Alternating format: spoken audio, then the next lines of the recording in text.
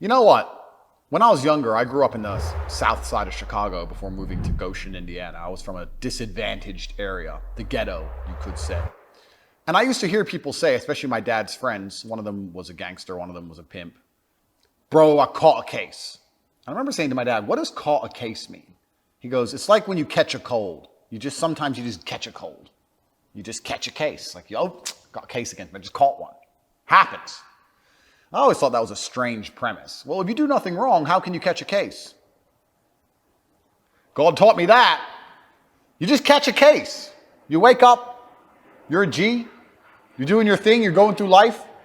Women love you, good friends, making a bunch of money, everything's fine. Boom, caught a case. It's like when you go to the grocery store, come back with a sniffle. Happens. So I caught a case, went to jail, Romanian jail. And when I was in jail, I used many methods to make the overall experience more pleasant. But one of the things I did is I repeatedly looked around jail, as desolate and desperate of a situation it was, with the cockroaches, with the lack of food, with the hole in the floor to piss in, with the mentally ill people, with the screaming, with the 3 suicides in the first 2 weeks, with the guards who constantly threw everything all over the floor, with all the garbage we went through. I thought, where would I hate to be more than this? Where would be a worst place to be? And I came up with a bunch of scenarios. There's actually quite a few. You think you'd go to jail, but there's actually a bunch of places you'd rather not be than jail. You wouldn't want to be in a car wreck. Imagine wake up, you're in a car wreck, your leg's gone. That would suck. You wouldn't want to be in Ukraine right now in a trench. That would suck. So I was coming up with a bunch of scenarios. One of the scenarios I came up with, I wouldn't want to be on a submarine. Now, we're not going to talk about the Titanic submarine thing, because that's just dumb. Bruv, that's stupid. Let me explain to you why that's stupid. I was talking to someone the other day, and she was like, you got loads of money. Would you ever do something like that? I was like, no way. Because I have loads of money, yes, but I grew up disadvantaged. And I think when you grow up disadvantaged, you have this different sense of danger. If you're like a billionaire white boy, you'll go swim with sharks. I've never seen anyone from south side of Chicago say, I want to swim with sharks, ever. You could make them all win the Powerball 200 times in a row, and none of them would ever wake up and go, I'm going to go swim with sharks. Our life is extreme enough. I've seen enough danger. Fuck the sharks. No. Don't want to go anywhere near sharks, and I don't want to go to the bottom of the ocean. I'll tell you why I don't want to go to the bottom of the ocean.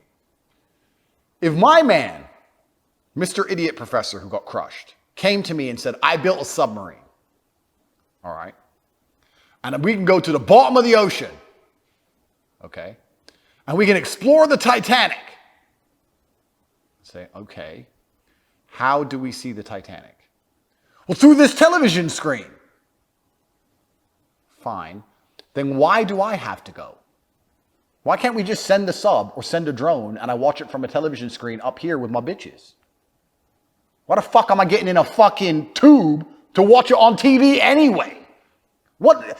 Please make that make sense to me. You're watching it on a screen in a tube instead of watching on a screen on the left. Why?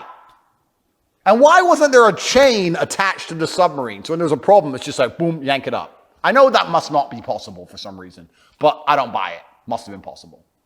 Whole thing's stupid. Anyway, I'm not even talking about that submarine. I'm talking about a normal submarine, a functioning battle nuclear sub, a real sub.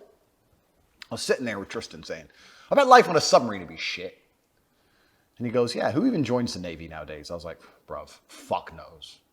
Fuck knows. The age of exploration is over. We can look at Google Maps. There's nowhere to go. There's nothing to see. You're not a pirate. What are you doing? You're on a sub. You join the Navy, you go to the submarine. Cool. You're in the submarine now. It's underwater. You're there. You have a job to do, I guess. You press some buttons a couple hours a day. You go to the mess hall, you eat. It sounds like jail. With the chance of dying, of course. Probably worse than jail.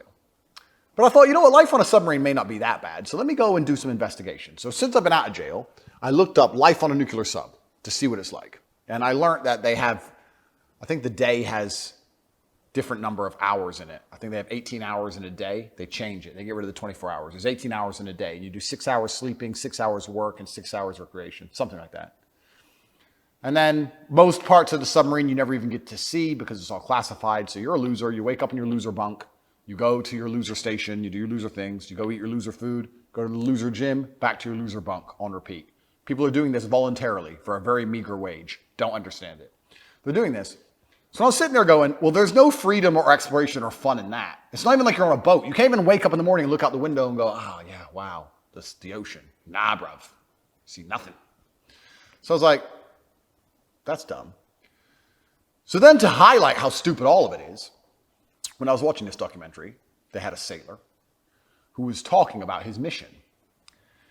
And he felt very proud that he was serving the Navy and he was protecting his country and he was doing such a fantastic job and he was in such a dangerous part of the world. Interesting. It's like, how do you feel in danger in a submarine? But he was saying, well, it was actually during the Syrian conflict, during the Syrian civil war. I think when Russia just got interested in Syria, the West sent some subs near Syria. Who knows?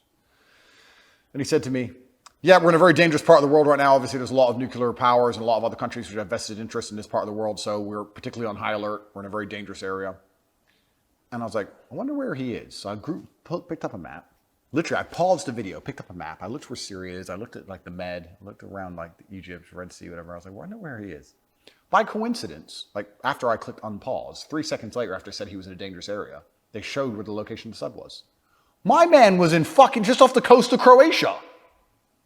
I was like, gee, I've been there on a yacht with women. You're talking about a dangerous area. You had me thinking you were in the middle of a fucking nuclear war zone.